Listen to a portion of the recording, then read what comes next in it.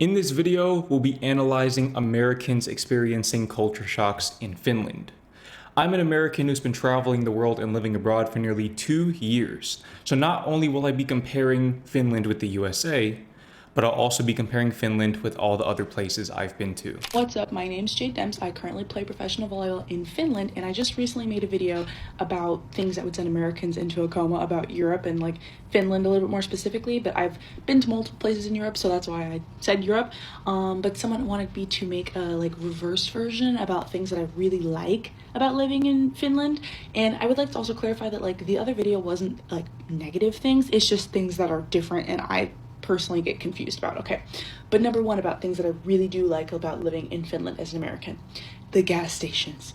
The gas stations are so cool, and they all have these like buffets with like nice food, and they're just very clean and honestly quite large, and usually they're like paired, or a lot of times they're paired with like a grocery store almost, so then it's like you get this food selection, and it's really nice for us when we're traveling and like to some game to play, because when we're stopping on the bus at a gas station, we can go and like grab a snack or something. So I really like that. Number two, I kind of mentioned it in the last video, but super clean tap water. The tap water here is unmatched, and I've been told many times that the tap water here technically can actually be cleaner than bottled water, which is insane, and it does taste like that. It is just so fresh, and I love it. Number three, healthy buffets for lunch. And so this is, like I said, at the gas stations, but just in general, I really like, and I don't know if this is just like the small town that I'm in, but I really like that there's like so many places that like, they just feel very like family, like they're not necessarily family owned, but it just kind of feels like that, you know? And they have these really nice buffets with a lot of different foods, and they change up the food every single day, and I just really like it. Another thing, bread and butter. This is standard for all of Europe. The bread and butter. Okay, more specific to Finland though, salmon soup. See, this is why I like the Finns, because they like fish and I like fish, and salmon soup is so good. Okay, another thing, I personally can't remember if this is just Finland or if this is more specific to all of Europe, but stoplights that turn yellow before they turn green. In America, the only yellow that we have is when it's turning red, so it goes green, yellow, red. But here, at least in the cities around here that I have seen, the stoplights also go red, yellow, and then green again, which is something I would have never thought would be just so nice, but it just is. I don't know, it really is.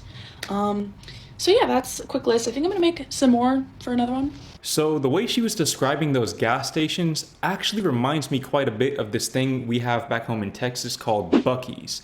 If you're from Texas, or if you've been to Texas, maybe you know what I'm talking about. But basically, Buc-ee's is this really, really big gas station where you'll have, literally, no exaggeration, 50 to 100 gas pumps. I don't know why they have that many, because they're never at full capacity. But 50 to 100 gas pumps, and then this big, big building, probably bigger than your average European supermarket, that has all kinds of stuff. Some of it is touristy Texas stuff, I guess for people who are taking road trips from out of state. You might have bumper stickers and cowboy hats and things like that, fridge magnets, but then you also have a large assortment of food.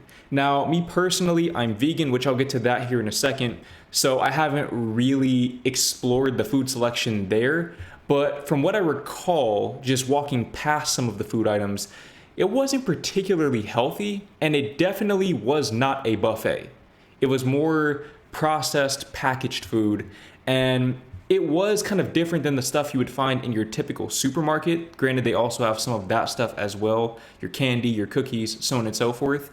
But I think they did have freshly made beef jerky and other meat items. Again, I'm vegan, so I didn't really take the time to look. But that right there is a Texas staple. I've driven across the whole entire US, no exaggeration, took a cross-country road trip earlier this year with my girlfriend, and I didn't really see that anywhere else in the US. Haven't had the opportunity to take a road trip anywhere in Southeast Asia. I'm in Malaysia right now, nor have I really taken a road trip in Europe, but I guess in Finland, at the very least, they do have those kinds of gas stations. I have not seen them anywhere else that I've been other than Texas. So it's nice to know that that is a thing. This person in the comments right here is saying, stopping at an ABC gas station anytime there is a long drive is like a core memory of mine. So I'm assuming that the ABC gas station is like the Finnish equivalent to Buc-ee's, and that's kind of the chain gas station. Let me know if I'm mistaken in that assumption. But honestly, that's now on my list of things to do whenever I visit Finland, along with going to the sauna and I guess making a snowman or something. Now, as far as clean tap water, this is something that I sorely miss about Europe. I really genuinely miss this every single day. Let me show you something really quickly. We have to buy one of these every day. These are around, I want to say, €3, something like that, which doesn't seem like a lot, but when you extrapolate that over the course of a month, €90 per month on just water.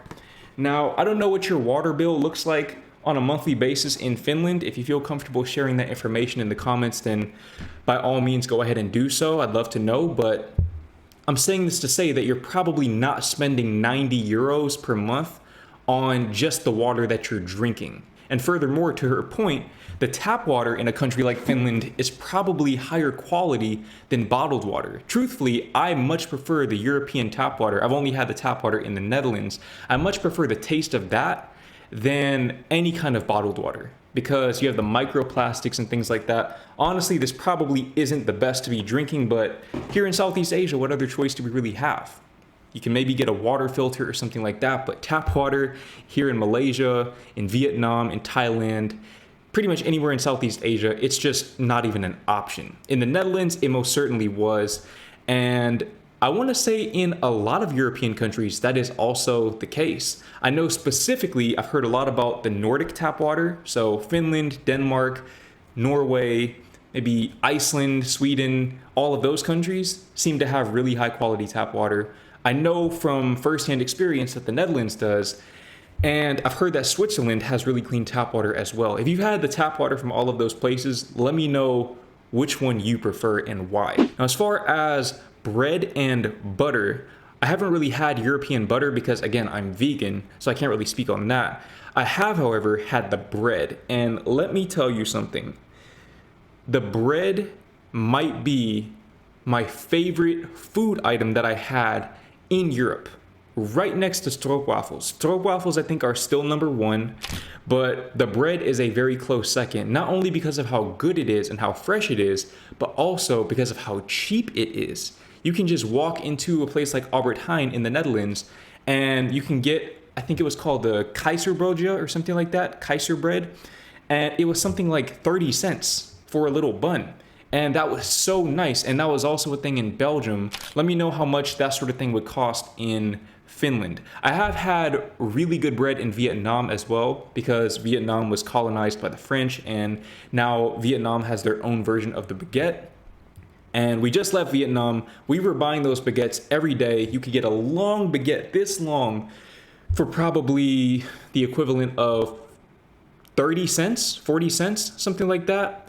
So that was a staple in our diet, and I truly, truly, wholeheartedly missed that. There are open prisons in Finland that don't have any chains, locks, or bars. Inmates can leave for work, school, and even do local grocery shopping. Some even get to go on supervised fishing, camping trips, have cell phones, and get access to the internet. A life sentence in Finland is only 15 years with parole eligibility after 12. Even inmates who are serving life sentences can apply and get in on good behavior. A third of Finnish prisons operate in this open way. The reason why Finland is trying these types of prisons is because they did research and found that the traditional system just wasn't working. Their new system is focusing on rehabilitation and getting people back into society as quickly as possible without falling behind. I just had to share this because I found it so interesting and so different than the prison system I was used to growing up in the US. Funny enough, a while back, I got into this show on Netflix called World's Toughest Prisons. And I think one of the first and most memorable episodes that I watched was an episode that took place in Finland. And I'm not gonna lie, by the time I got through that episode, I knew in my heart that if this YouTube thing doesn't work out, I can go to Finland, commit a crime, and go to prison, and I'll still live a pretty good life. People in Finland who are in Finnish prisons are living a better life, aside from the fact that they don't have their freedom, than some of the locals that I've seen in some of these Southeast Asian countries that I've traveled through, or some of the locals in some of the poorer American neighborhoods. I know that's hard to believe because, again, ultimately, without freedom, what do you really have?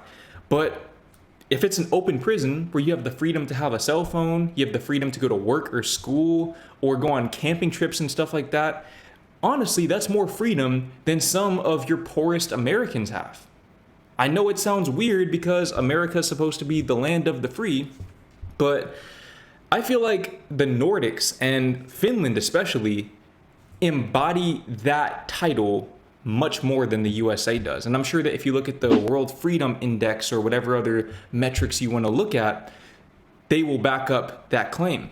Now, I find it interesting that you have life sentences that only last 12 to 15 years because in the US, I mean, look, I went to high school with some people who caught that kind of time as teenagers. All right, you have people who are going into prison in the US at 16. I think 17 is the cutoff to be charged as an adult in most states. You might go in at 16 and then you get sentenced at 17 and now you're doing 15 years. And by the time you come out, you're what, 32 years old? I was actually watching a video recently of this guy. He had done some time in New York and some of his friends had gone in at around 16, 17 years old and they weren't getting out until they were in their 50s.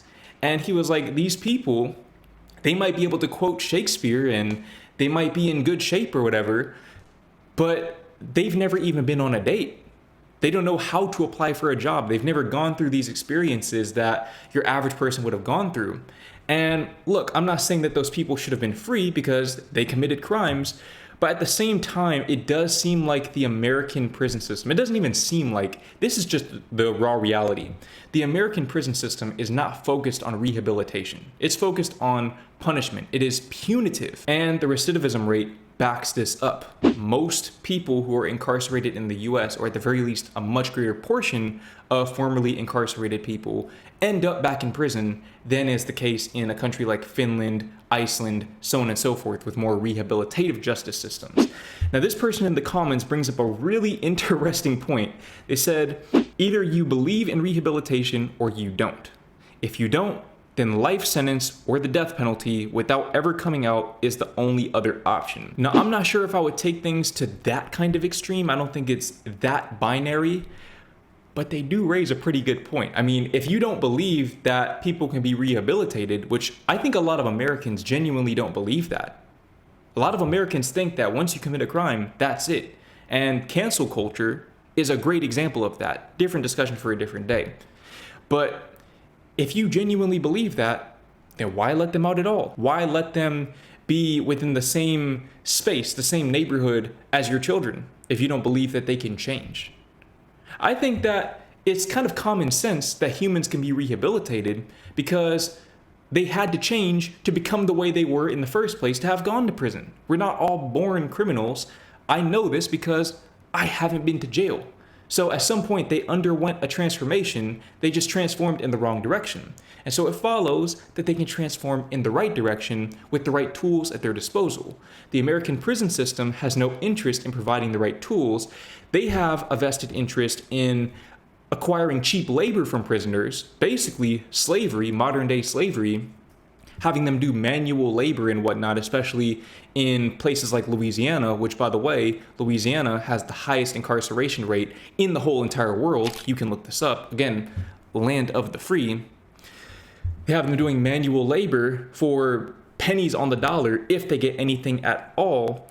And some people, they have a true life sentence, life without the possibility of parole, 200 years plus consecutive double life sentences, whatever that means. They're not ever leaving that prison. And to me, if that's the case, if they're giving people that kind of time, obviously for certain people, I mean, if you're a terrorist or a mass shooter or something like that, then yeah, you probably should spend a little longer than 15 years in prison. But for your average criminal who made some bad choices, maybe was brought up in an impoverished environment and had to turn to the resources that they had at their disposal at that time to survive, which that points to the lack of the social safety net in the US, another different discussion for a different day. If you feel like you have to give these people that kind of time, that means that you don't have confidence in the ability of the US justice system to rehabilitate its prisoners. Finnish things that would send Americans into a coma. Starting off strong, full nudity in saunas. Doesn't matter if you're in a sauna with your coworker, with your family, with your friends, everybody's gonna go in naked. Usually it is though like women together and men together and not like together. Unless you're really good friends, then go off. Asking how are you and actually answering. I've noticed this a lot in the US, like when people ask me how am I, like I will always answer like, oh I'm tired, oh I'm this, oh I'm that, and that's just not how it goes here in the US. So if you're asking that in Finland or a Finnish person's asking you, they're actually asking you. Third one, no small talk ever. And as somebody who's Finnish in the US, this is really hard for me because I don't always feel the need to talk to people, but Americans love to chit chat all the time. In Finland, we just don't feel the need to like talk about the weather or like ask about your day unless we really care about it. Like we just don't do that. There's just something so peaceful in just being quiet around your friends or just people overall, and that doesn't need to be filled with anything. But that would just never happen here in the US. So when it comes to full nudity in the saunas, I have talked about this at great length in a lot of recent videos. And the reason why is because this seems to be a pretty common thing all across Europe. Granted, it also seems to be on a spectrum. So recently I made a video about Poland, and in the video, I analyzed a video of a guy talking about how he was in a co-ed or unisex sauna, and he was naked. This girl walked in and he was really embarrassed, and he was apologizing, and she was saying, no, it's fine, it's normal, it's whatever. But some people in the comments of that video were saying that in Poland, generally nudity isn't quite as common in the saunas. So I guess Finland is a little more on the extreme end of this spectrum. But something that I found interesting is that she said in that video that Finnish saunas generally are not unisex. So you have male saunas and female saunas. I don't know how true that is or if it's on a case-by-case basis, because I feel like I vaguely recall people saying that that is not the case. Granted, I don't even think she's American. I think she actually is Finnish, so I'm gonna trust her judgment on that. Let me know in the comments what your experience is. But I do feel like that would kind of ease some of that tension where, I mean, being naked in a sauna with people of the opposite sex, I mean, let's be real, we're all human. We all have the capacity to control ourselves and take our minds to a different place, but the biological urges are still there. So I feel like that is kind of a recipe for disaster, because it only takes one person, one bad apple, to ruin the whole entire batch in that kind of scenario. So I feel like it's a fair compromise to make, because something that I was really wondering was if you could have unisex saunas where people are naked in the sauna with people of the opposite sex, then why would you not also have unisex locker rooms at the gym? Now, as far as asking, how are you? That is one of those things that throws a lot of European people for a loop when they go to the US. And conversely, when a lot of Americans go to Europe and they try asking that question and people actually divulge their inner emotional state, that throws the Americans off as well. And it's one of those things that it's kind of semantics. I think that maybe in Europe, because for a lot of Europeans, English will be at best their second language, if not their third or fourth, you kind of tend to take things a little more literally than is intended, especially in a culture like Dutch culture that is known specifically for brutal honesty and directness. I feel like maybe American culture is a little higher context, linguistically speaking. But I'm saying this to say that in the US, it's completely normal to ask, what's up, for example. What's up? What's good? That's a common saying in Dallas, where I'm from. What's good?